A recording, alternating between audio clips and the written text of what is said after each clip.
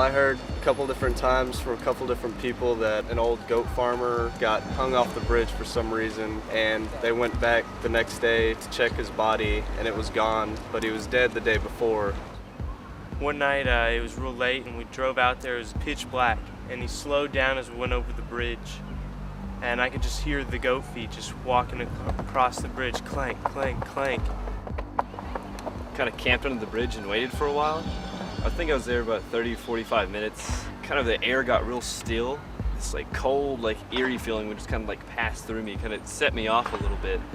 From what I heard the story was about a goat's head on a human body. But I mean, I've never actually seen it, but I actually went with a couple friends of mine one time underneath this bridge. I never saw anything, but I heard noises. But then on the way out, man, I swear, I felt like some horns poking me on the back as I was leaving. Today we went and investigated the Alton Bridge phenomenon, which is also known as Goatman's Bridge, to see if there's anything that actually coincides with the legends or rumors that circulate this bridge. Dallas Area Paranormal Society was founded in 2001. We came out here tonight to judge whether or not if there was really any activity we could experience here at Alton Bridge. We did a couple different locations. We used various pieces of equipment, including digital recorders, K2s, and some other devices, handheld cameras, a lot of different things. Is your name Oscar? I think the one thing about this place that makes it unique is the fact that it is a bridge over water, and there is a theory behind spirits in water.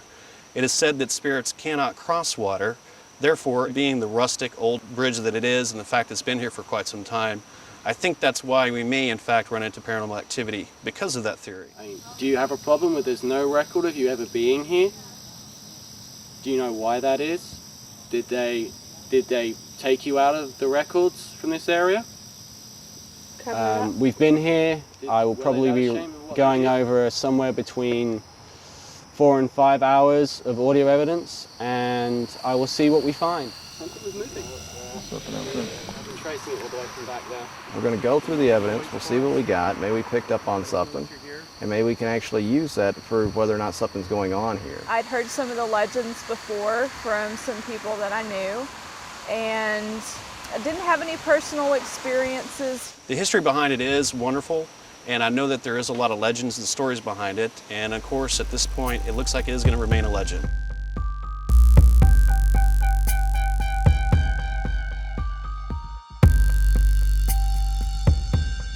We humans like stories. We want to listen to good stories, and we want to tell good stories.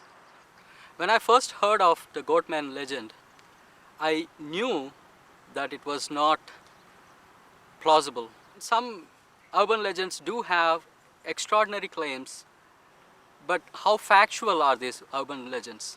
Most of them are not based on fact. We all like good stories, and urban legends are stories, and they're very interesting because they relate to something that we know, some places or events that we can relate to. Everybody has a unique way of storytelling. They tell you in different ways. The same event, they relate in different ways. They dramatize in a different way. Now, urban legends also are stories, and naturally, what happens is an urban legend, as it goes on over the years and over the decades, parts of them are added to it and parts are deleted. And suddenly, a person asks a question, well, how did the Goatman die? Well, I don't know the answer, but I'm not going to disappoint my friend telling I don't know the answer. Oh, well, I saw a car and it pushed the Goatman over. Well, there is a simple enough answer. Well, is it based in fact? Probably not, because no one really knows how the Goatman died. But the legends, the urban legends, they continue on, and whatever makes sense to them, they add and delete. Ultimately, you can tell that the whole story is false.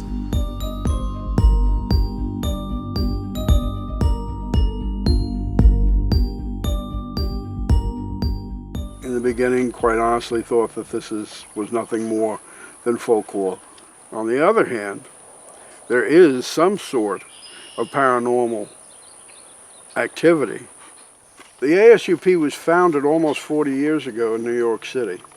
We're best known for debunking the book The Amityville Horror. Several years ago now, the ASUP was asked if we would like to take a look at Old Alton Bridge. Now, you have to understand, haunted bridges, haunted railroad crossings are a local phenomenon. They exist everywhere.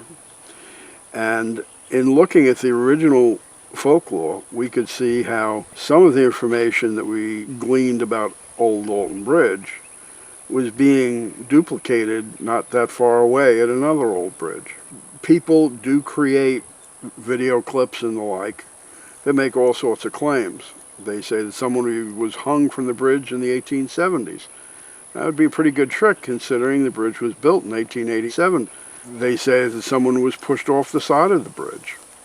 We have original photographs of the bridge. It's always had a railing system that stands over 5 feet tall. You'd have to physically lift a person and throw them over. They couldn't fall. I actually found out what was not true, which was no recorded history or newspaper articles about the lynchings. We don't like to assume anything. So basically I looked at all the internet sources, books. I contacted both historical societies in Denton. On the other hand, we do have the historical record of a family that lived on the property long before the Civil War. They maintained a cattle farm there and were fairly prosperous. We know exactly where they lived. We know exactly how they died. We know exactly where they're buried. So everybody said that there was a black man who sold sheep and goats at that location. And we were never able to find anything in the historic record that suggested that was true. But what I did see was the remnants of the kind of wire that farmers would use to pin up goats. It had grown into a tree there so deeply that it had to have been at least 60 years old. And from there, we went back to Joy Maynard. She did some research, found out that the original family that homesteaded that place before the Civil War had several slaves. And we had on the record that one of those slaves lived in a little cabin up very close to where the bridge stands today, and he kept goats.